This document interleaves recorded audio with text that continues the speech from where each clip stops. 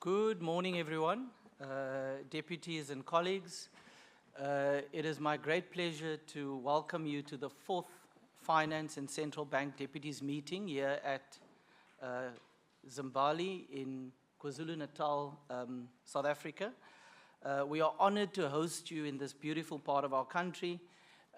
It also happens to be the only warm part of South Africa in the middle of our winter. And that's why we are all happy to be here with you today. And we hope that the setting and our surroundings will inspire productive discussions over the next couple of days. We are, of course, meeting at a moment of ongoing uncertainty in the global economy. While there are signs of resilience in some areas, various challenges do remain. Uneven growth trajectories, elevated debt levels, persistent inflationary pressures, and the complex implications of tightening financial conditions. At the same time, various long-term transitions, including digitalization, climate finance, and demographic shifts, are reshaping the foundations of our economies. The multilateral system is being tested, and our collective ability to respond will shape the pace of our recovery, but also the prospects for inclusive and sustainable development. As the G20, we have a responsibility to demonstrate leadership, and our presidency places a very strong emphasis on strengthening the role of the G20 in delivering concrete solutions, fostering a more stable and effective and resilient international financial architecture, enhancing debt sustainability, addressing liquidity challenges, as well as strengthening multilateral development banks and ensuring financing for development. In line with our commitment to deepen policy dialogue at the deputies level, we have structured dedicated sessions to address some of the most pressing issues on our agenda.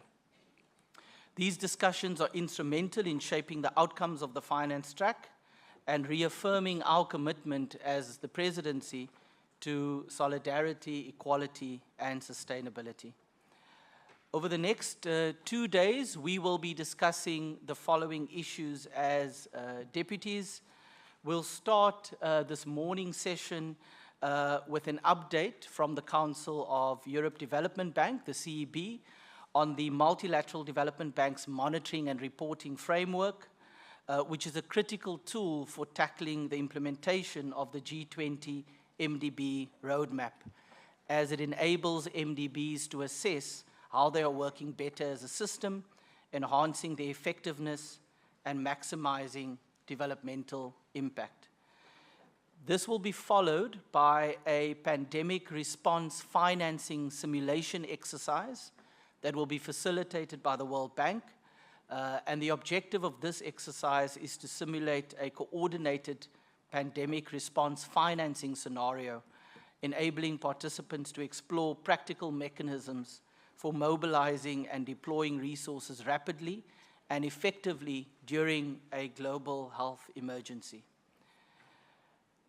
Starting tomorrow, the International Monetary Fund and the World Bank will update us on the Global Sovereign Debt Roundtable. This discussion is geared towards promoting information exchange between the GSDR and the G20 to enhance the effectiveness of both platforms while respecting their distinct roles. Significant progress has been made on the GSDR work, as you all know, including the publication of the GSDR playbook on sovereign debt restructuring during the spring meetings in April. And another important milestone that was achieved was the publication of a G20 note on the steps of debt restructuring under the common framework. The next session on Tuesday will be one where the chairperson of the Africa Expert Panel, the former Minister of Finance for South Africa, Mr. Trevor Manuel, will update us on the work of the panel. And this session will provide deputies with an overview of the work of the panel, which of course, as you know, aims to advance Africa's collective development interests within the G20 finance track and we will be getting an update from Minister Manuel on this, so that we can ensure that we align African priorities with the global economic reform efforts that we are discussing in the G20. And then finally, today and tomorrow, we'll have a few sessions on communique drafting.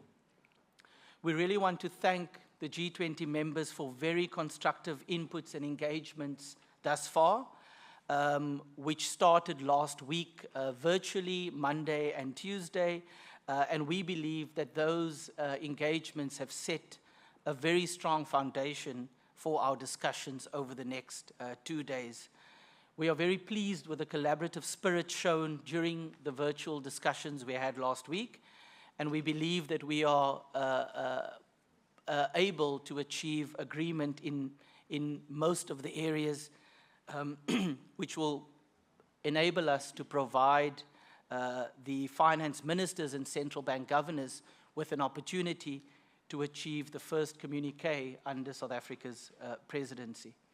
We have a busy schedule over the next 2 days. So on behalf of myself, Duncan Pieterse, the finance deputy, and Rashad Kasim, the central bank deputy, welcome once again, and we look forward to very productive discussions over the next few days. Thank you, everyone.